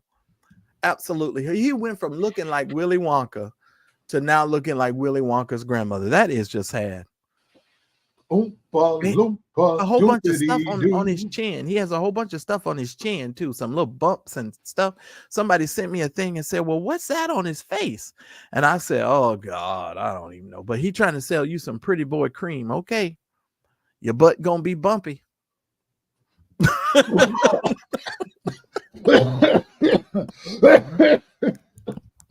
Your butt gonna be I'm just saying. I'm just saying. Oh Lord. Oh. Somebody said Betty Rubble. Smoke in when you said that, brother. Yeah, that's crazy. That's crazy. Oh, but I'm just glad most of this stuff for you, Daryl, has come to an end, and you able to just talk about whatever it is that you want to talk about and move on. I'm gonna be doing fun stuff moving forward. I'm gonna tell y'all. I'm gonna give you a little glimpse. I have some friends that were recording artists, old school, been in the industry over 20 years or longer, and I'm gonna start interviewing these people, and you're gonna hear their story. They got some behind the scenes stories to tell you.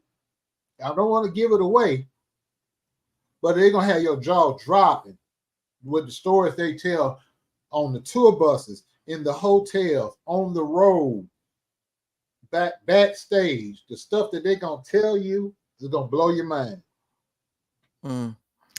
Wow.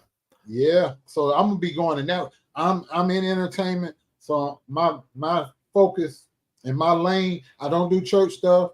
I don't know nothing about these preachers and these gospel artists. Like when you and Lynn be talking, I'm like, who? I said, hold on, let me Google real quick. I get real quiet while y'all talk. I be Googling the hell out of them. I'm like, oh, I still don't know who that is, but okay. So at least I got a face with a name that y'all talking about.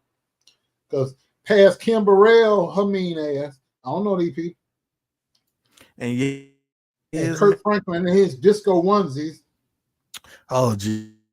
Yeah, those I call them the Baby Gap ensembles. It's just the Baby Gap ensembles. I think I might go to that concert though. And the only reason why I'm going, honestly, is to hear Yolanda Adams and Fred Hammond.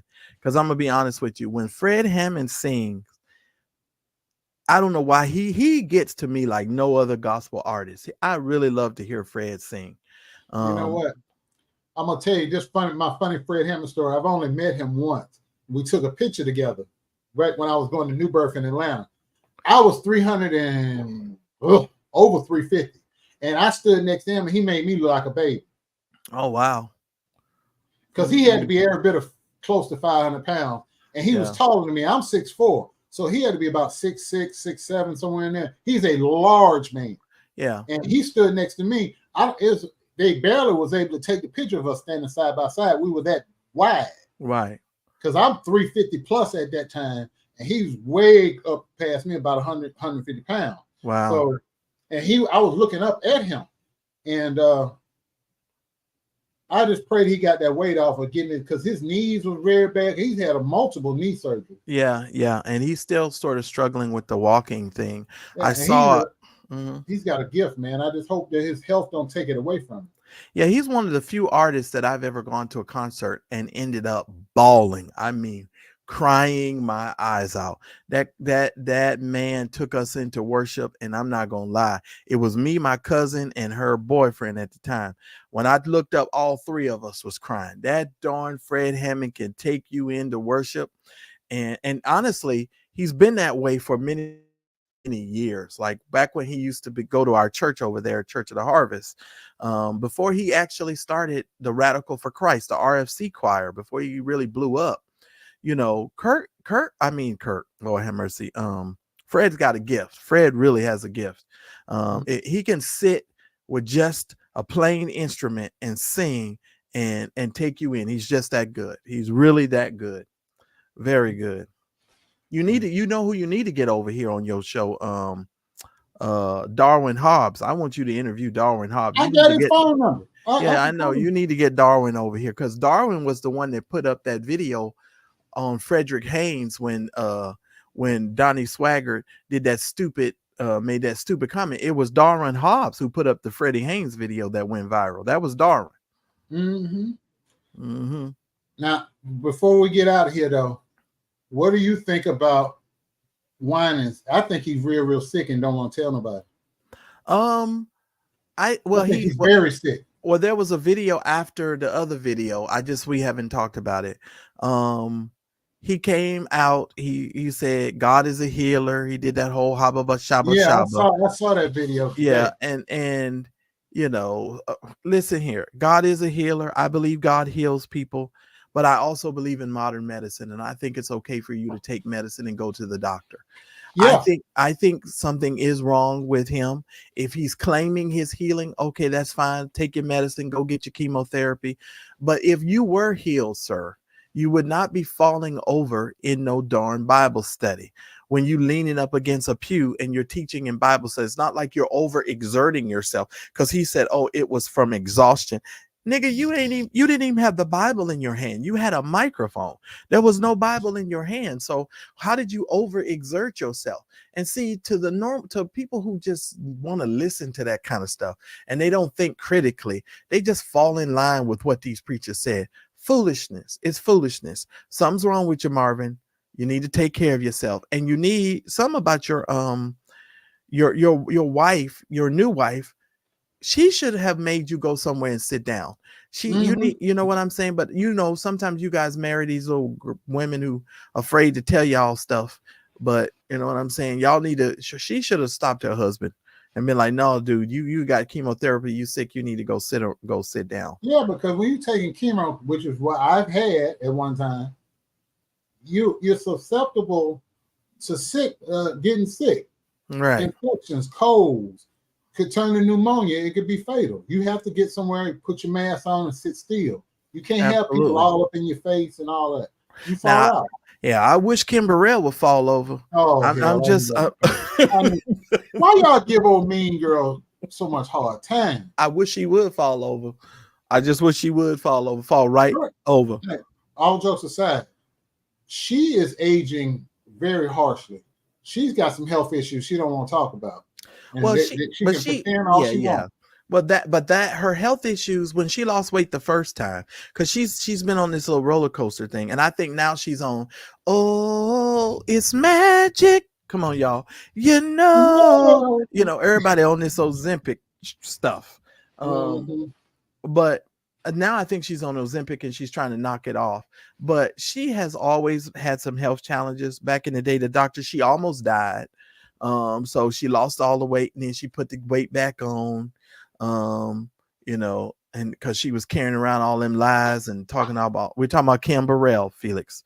And now, she's slimming back down again, trying to wear these Catwoman suits. Have you seen the black suit she had on? Yeah, I saw that. I had to give it to her. She got a little. Give it to her. Back there. She got a bright future behind. She ain't got no bright future. That woman shaped like the letter H. She belong on Sesame Street. What the hell? Oh hell, man.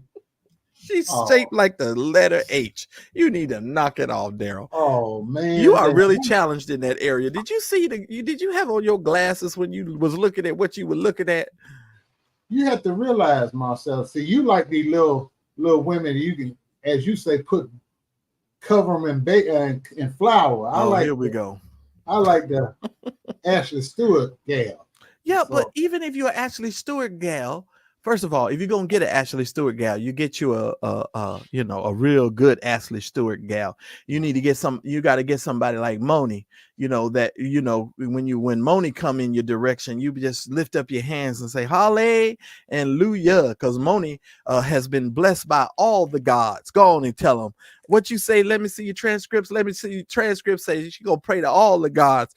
Moni has been blessed by all the gods. I'm just saying, you don't mess around. You don't do that kind of stuff. I'm not messing with you. I'm not going there with you. I'm not going there with you and that bullshit today. I'm not gonna do it. I'm not gonna do it. Look, but Kim Burrell, I can't fool her. And what's so funny, Dawson Speaks, if you guys don't know who Dawson Speaks is, he did a really good video on Kim Burrell. I was gonna do a video on Kim Burrell, but he beat me to it. And I said, well, shoot, he did the video so well, I'm not gonna come behind him and do another video. If y'all haven't seen Dawson Speaks video he did on Kim Burrell, go over. Yeah, it was good. It was very good. Yeah, it was really good. Y'all need to go back and watch that video. Why do you think she's so mean, though? Why do you think she's so mean? I have a theory. Well, no, some people said, from what I hear and what the street said that her husband that she was married to was Yeah, LGBTQIA, and LMNOP. right, Yeah. and he got caught up in some stuff. And ever since then, she's been very bitter. That's another reason why she's always going off on that community, But I just think she's a church mean girl. She, and I'm gonna just tell you like this: most church people, we can be very shady. We're good at being shady. You understand what I'm saying? You know what I'm saying? So, but I think she's just a shady lady who travels with an umbrella and who just doesn't understand how to be nice. That's it. And she gets off on having her celebrity friends, because as long as Beyonce and them are saying, "Oh, we love Kim Burrell and Kim Burrell and Kim Burrell," but she don't have no Grammy. They just gave her Stella Awards out of pity. They gave her the Aretha Franklin a lifetime achievement something, and I sent the Stella Awards an email and a message. I said, "I don't know what y'all thinking. I don't know how in the world y'all giving this to Kim Burrell." Wait a minute. You emailed the Stella Awards. I sure did. Because I thought, I know you ain't talking about I can't email with your emailing ass. I didn't say that. I just asked. Yes, I email their asses. I sure did. I freely admit when I email or call somebody. Yes, I email their ass. I sure did. I admit when I call the IRS and the Department of Justice and Child and Family Services and police departments and look, but of that nature. I admit mine. But I'm just saying, you can't. They gave her a lifetime achievement award. What has she achieved other than pissing people off? Well, hell, a lot of people are in the same situation. No, she just happened to be the mean girl. Her problems really started with, in my opinion, when she spoke out what she thought about the LGBT community and made that statement. And Pharrell backed away from her, Jay-Z and all the people that was planning to work with, they pulled out. And her career has been like this ever since, because as it should. As an entertainer, I tell everybody all the time, I said, now, if you for that community or against, just keep your mouth closed, because if it's not your lane, stay out of it. Because it's two groups, and if you're in any form of entertainment that you cannot speak against, it's Jewish people and gay people. You can't, because that's career suicide. Don't even entertain those two areas. Don't even talk about it. If you ain't Jewish, don't talk about Judaism. If you ain't gay or lesbian or whatever, stay out of that. Because I've told people all the time, I have been to film sets where I was the only straight person in front of the camera or behind it working. And I kept my mouth closed. When it was time to break, I sat there, ate my little snacks, and when it was time to work, I went back to work. When the time was over, I went home. I don't be sitting there, oh, these gay people and this, and the Bible said this. Ain't nobody hired me to preach. Right. Nobody hired me to say what thus saith the Lord about your lifestyle. Your life is your business. That's between you and the Lord above. I'm here to get this money. Right. Gotta take that paycheck. Get that paycheck and go home. Yeah, I heard somebody else the other day said they quit their job or something. Some lady quit her job. I forget. I read so much stuff on the internet. She quit her job because the people was LGBTQIA or something. And I was like, how dumb is that? House at all. Yeah, I said, how dumb is that? Like, that's so stupid. You ain't gonna have no job and can't pay your bills. It's just it always baffled me, people in the black church, especially black. I can only talk about the black church because I'm black. I've never experienced the white church. But when black people in the black church say, oh, I can't do these gay people. Well, you don't like gospel music. Yes, I do. I said, no, you don't. Because half of the people that make gospel music is gay. Over half, I would say. So that means you got to cut off your radio when a gospel song come on, because somebody gay has something to do with that song getting on the radio. They either wrote the song, sang it, directed it, choreographed something. Somebody gay was up in there. Because shoot, I know there's a lot of them tambourine. Well, I can't use that term because that might be offensive. There's a lot of gay people. Well, I mean, if you look at it like this from, and I'm not saying these people is gay, but you know, you be the judge. You got Donald Lawrence, you got Ricky Dillard, you got Hezekiah Walker, even though you know it's been rumored about him. Did I say Donnie McClurkin yet? Did I say him yet? I think so. You got Daryl Coley, from back in the You know, day. I did not know that man was gay. Well, he traveled with Walter Hawkins. He was with Oh, Walter never Hawkins mind. and all of Never them. mind. Never mind. You just said it. Never mind. Yeah, Walter Hawkins.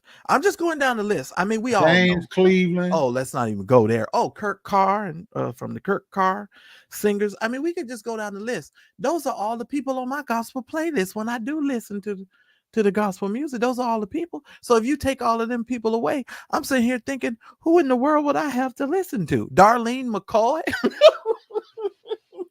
Don't talk about it. I love Darlene. She's a sweet. I like Darlene too, but she used to be so nice to me when I was in Atlanta. Who else you gonna listen to, Daryl? Ain't nobody else to listen to. All the good songs is with the LGBTQIA community. Well, one guy I know, because he likes women's. So who? But he a young fella, Ty Tribbett. Oh yeah. Well, I mean, but I don't look for groundhogs that often, because if you start talking to me about Ty Tribbett, this Negro said groundhog. Yeah, I'm not a part of this. The opinions expressed on this show that don't come out of this mouth, I am not responsible for. Everybody that come up on my platform moving forward, they grown, they can say what they want. I had nothing to do with it. I ain't paid them to say nothing. They said what they want to say. Yeah, and let me tell you something. If you see Ty Tribbett coming, there's gonna be a few more days of winter or summer or something. Oh, let me tell you something. You see him Jesus. Coming. I'm just saying. Oh God, he just said the groundhog joke. Sorry. I'm just saying. I don't even go to gospel concert. I'm gonna get banned from the gospel concert, like other folks get banned from going to Kojic convention. Oh, that's right. Sweet Pea and James Hall. Won't it be that Negro sent everything in falsetto? Wonderful when we get over there. What about Manasseh? Oh, let's not even, you know, he's trying to improve his voice. I think his daddy done put him to singing lessons, because I heard a video of him. No, for real. I heard him singing a new song. He was trying to sing How Great Thou Art, and he didn't sing it like he used to sing all that other stuff. So he's been practicing. He trying to appeal to a black audience now, because that other stuff wasn't working. Me gato, that shit was not. Me got told. What did you just say? Me got told. Me got told. That's how he was singing. That shit was not working with the black audience. When you start singing like that, black people do not give you, they are not opening up your wallets. Come to Jesus. Not the Kermit the Frog impression. No, that's Marvin the Martian with his Marvin the Martian sounding behind. Marvin the damn Martian. Black people ain't giving you no money when you sound like that. You got to have a rocking choir or a good soloist. You hear that shit. You hear that and you put up your one finger and you got to go toward the door. You like, I'm out of here. This is not my church. I'm out. That's all. But you threw me off them stories you've been telling about Clarence McClendon. It just confirmed what I was always feeling. Someone right with that boy. Yeah. I got some more stuff to share with y'all on Thursday, so it's gonna be good. Oh yeah. Yeah, it's gonna be good. Halloween havoc, huh? Mm-hmm. Absolutely. You know, but seriously, I'm gonna get out of here. I'll think about tomorrow. I get to go to a film premiere. I've been to them before, but tomorrow I get to go for a film that my son stars in. Is that going to be shown on BET? Huh? Are they showing that one on BET as well? I don't know yet. They're negotiating where they're going to get this one, because the TV series is on Tubi and some other streaming platform. And my son had to go through something with that, because people that were working with him got jealous, and they were like, well, why is, when we look up the show, why is his face on there? Because, well, we act in it too. Well, yeah, but Daryl also wrote most of the episodes and he acted. So they were getting jealous. My son had a performance a week or so ago in Atlanta. He was supposed to ride down there with some people that were in the show. They got jealous and left him here, thinking that would prevent him from performing. I put him on a plane. Wow. Well, but let me just tell you, I think going forward in the next couple of years and months, people are going to really need to really watch their inner. Well, you talked about it earlier in your show, but you're going to need to watch your inner circle. Your inner circle is going to become very, very crucial, because a lot of people who like they applaud for you in your face, but behind behind the scenes they're wishing for your downfall. And so, you know, it's going to be really important for you to, you know, to watch your circle. That's going to be really important. Yes, sir. So Thursday, you're gonna tell us the dirt. Right. And well, I'm gonna show you. I think I have 2 videos on this other hard drive. I'm gonna try to show you guys those 2 videos when he got all mad because he got locked out of the church because they didn't pay the bill, and he gonna get a man the landlord's phone number out to the whole congregation. And I think I still had a video. I'm gonna look it up here shortly. What was that gonna do? What was that gonna? No, but he knew what he was doing. He was sending them to harass the man. That's what he wanted to do. He wanted them to harass him, just like when people get on the internet and start, you know, talking about certain people and getting their followers to go over and harass people. They know what they're doing, Daryl. They know exactly what they're doing. Yeah. Calling people's jobs. They know what they're doing. Recording their parents. Yeah, they know. They know what they're doing, and it's wickedness, but it is what it is. And it won't work. You know, but just like Maya Angelou said, and still I rise. That's right. And still I rise. There you go. Like some flour. Listen here, sir. All purpose, self-rising. That's right. So when you slap it together, go, praise His name. Anointed. Hey, you know, even LeBron James got to dip his hand in some flour before you get ready to do his work. That is not flour, that is talc. Yeah, but it's powder. That's powder. Got to get grip. So your back won't slip. I'm just saying. Something wrong with you. Do what you got to do. I told Daryl that. I said, Daryl, Marcel's be putting that powder on that flour. He said, you lying. I said, nope. I guess it comes.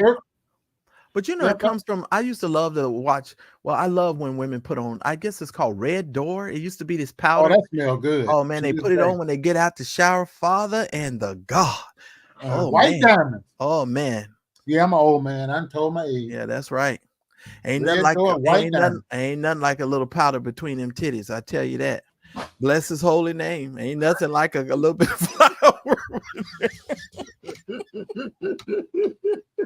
I'm just saying. We better get off of here before I get into trouble.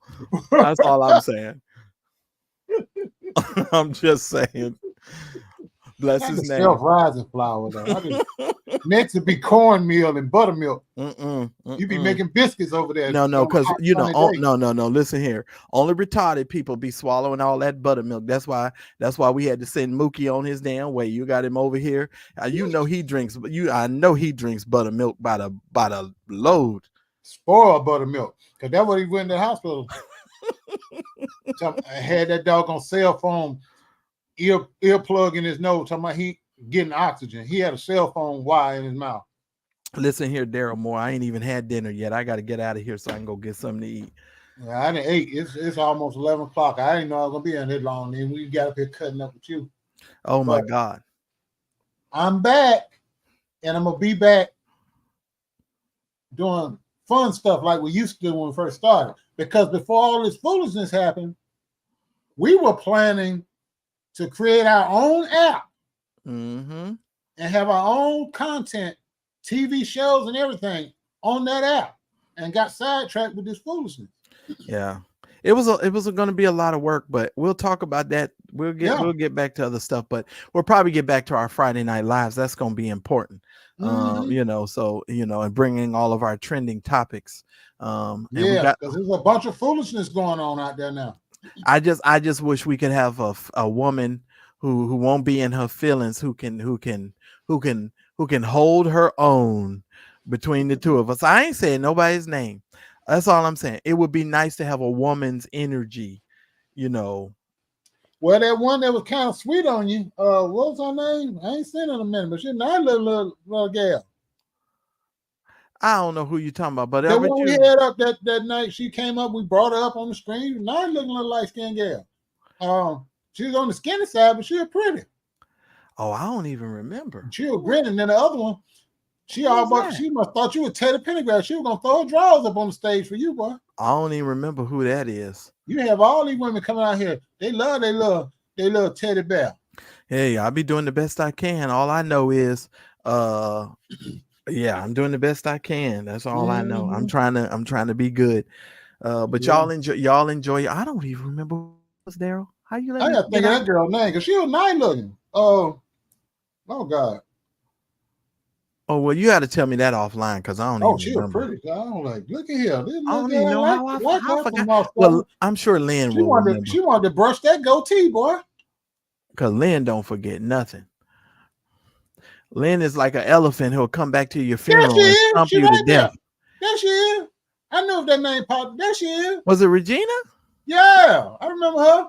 That was her. Oh my Lord, I didn't even remember. Shame on me, Regina. I'm sorry.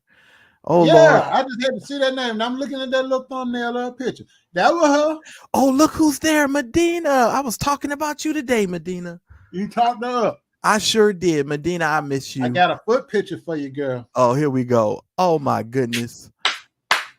There's Medina. Oh, Medina, I'm so glad to see you. I really am. I really am. I really am. I was just talking about you today. Look at God.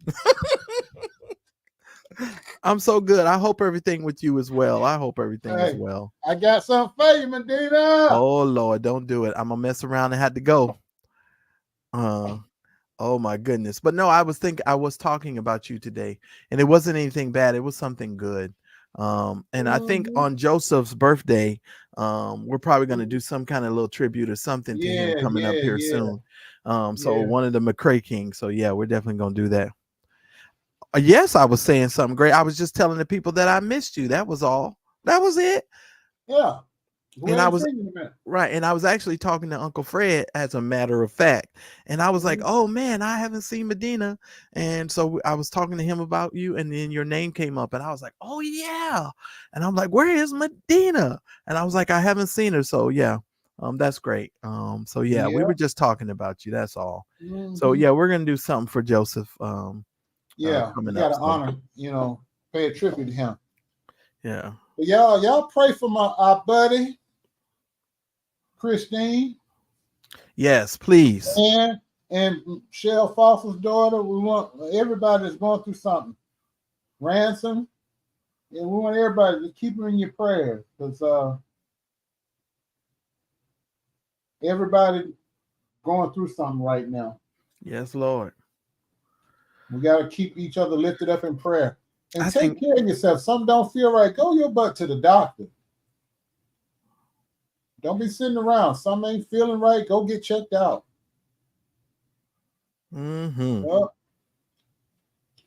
Absolutely. And we're gonna talk on Thursday. I'm gonna get into some stuff on Thursday. I can't wait. But I'm gonna be peeking from the bushes because we got a Halloween party at the Cigar Lounge, and well, there's always the replay, brother. Yeah, because I'm gonna be up in there with my brown liquor and wine from Spain. I guess I'll go. What can I go as? I get me a Party City wig and some bumblebee shades. I guess I'll go up in there as a Willy Wonka's grandmother. That's what you can go in there. If you're gonna look like that, you're gonna look like Willy Wonka's grandmother. Give me a bright. I go as Heat Miser with a bright orange wig. You can go in there all right, but you may not ever come out. That's the problem. Oh Lord, that's the problem. You wear that outfit, somebody gonna be like, "Man, the poltergeist has showed up." Beetlejuice. It's the poltergeist. That's all I know. Let me stop, man. But yeah, I want to get out of here because I want to go get out of this suit. And I want to go get me something to eat. I'm hungry. If I eat this late at night, I'm gonna be up. So I know I'm gonna be up because I'm hungry now. I got hungry again. I guess I'll just make myself a little soup. And then I think I might go to El Pollo Loco. I think I might want to go get me some chicken. And get a chicken chunks to Amy so she'll go to sleep. Or maybe I'll go get me a poke bowl. I don't know what I want. A who bowl? A poke bowl. What's that? You're not gonna eat it. I'm just gonna tell you right now. Meat. If y'all eating Jesus meat, no, it is not lamb. It is sushi. So they put the sushi in the bowl with the rice and You know, you can get crab, you can get a little I'd try that. I would try that. Oh, okay, but you do know they have what is it, caviar eggs in there. Can you No, I ain't handle cool that? that. I've had some caviar. That was the nastiest taste I've ever had in my I life. I can't. thought I I was knew gonna die. he wasn't gonna eat it. I knew he Huh? wasn't gonna eat it. No, I'm telling them I knew you wasn't gonna eat it. As soon as I start talking, you hear what he starts saying. Oh no, I can't. No, I've had caviar. It didn't taste good. Oh, Well, you can't get a poke bowl out here, Moni, with chicken in it. We don't do that. We don't play that out here. These Asian folks will kill you if you put some chicken in a poke bowl. Oh, Mona, you've had a poke bowl too. That's the actual name, poke bowl. Because it's a sushi. You can get albacore tuna, which is the spicy albacore tuna is my favorite, and I'll throw that in there. I'll get me some crab in there as well. Yeah, but see, they're making poke with chicken over there in Keurig. I know I'm not gonna say that name right. Somebody said I would love some fried chicken livers. Yeah, Medina, that's Daryl's thing. Well, see, there we go. That's why she's gonna live a long life. That right there give you iron, keep you from being cold, and then it's good. Put you some hot sauce on it, get you some little Hawaiian sweet roll. Oh boy, that's good eating right there. Yeah, y'all need to get saved. Y'all need deliverance. Well, whatever I am saying, y'all need deliverance ministry. Fried chicken livers and some rice. Oh man, that's all you need right there. Put your little hot sauce on it. That's a how I got over great Jehovah meal right there. I don't eat them gizzards. That's like chewing a rubber band, but I eat that crap. I eat the hell out of some fried chicken liver. Shoot, I wish I had some now. I feel like getting it. Well, damn, they just closed 2 minutes ago. I could have went and got me a box of livers and some of them sweet rolls. Ooh, I should go to the little Asian place and maybe get me like a soup with some spinach in it or something. Like some dumplings or something. I keep forgetting it's early over there because you eat something like that late at night, your guts gonna have you a walking the floor, boy. No, it's only 8 o'clock here, but I need to go get me something to eat before. You know, I got to take this medicine. I'm on my way out of here, sir. All right. I love and appreciate y'all. I do too, and I'll be back. All right. But moving forward, just know we're gonna have fun like we used to. And I'm gonna bring people. I got a guy here. I'm gonna let y'all in on a little something.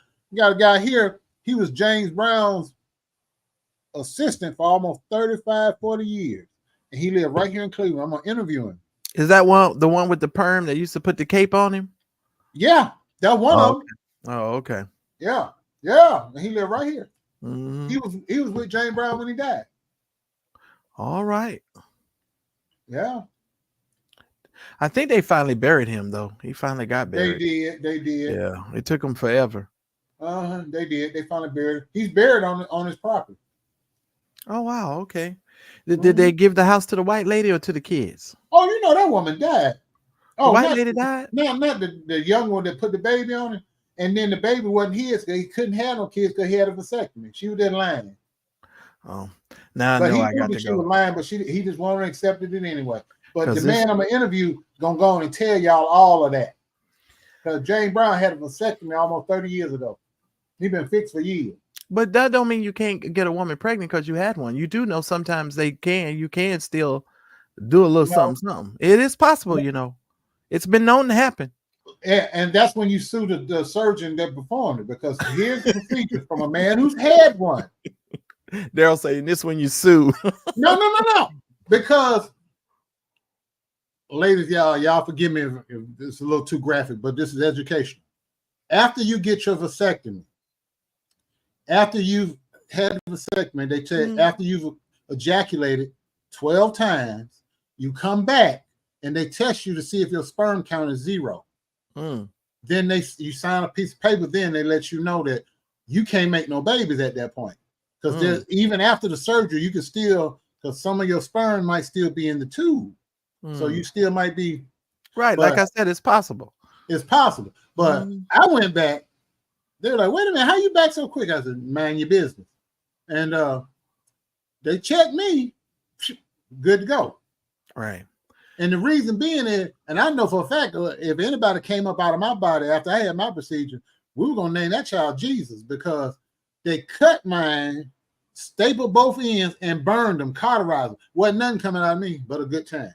Well, all I'm gonna tell you guys before I get ready to get out of here, there's a story that's gonna go viral over the next couple of days concerning Bishop T.D. Jakes. Yes, Mona, you have to count. I'm sorry. You all need to be just paying attention to who's telling the story and what the information is coming and who's bringing this information. Say that. And that's all I'm gonna say on that. And I'll have a video up tomorrow. You guys can watch my video. I talked about it today on my program, but I made a clip, and I'll put the clip up tomorrow so y'all can see it. And that's all I'm gonna say on that note. I don't believe what's being said. That's all I'm gonna say on that. Yeah, it's some out that church lane because that ain't my thing. Yeah, I'm sorry. People are gonna get mad at me, but this is some bullshit. That's all I'm gonna say. It's some bullshit. I agree. That's it. That's all I got. All. Y'all be good. Love you with the love of the Lord. Jim and Tamara really need you. And we'll be back. All right. Setting up again.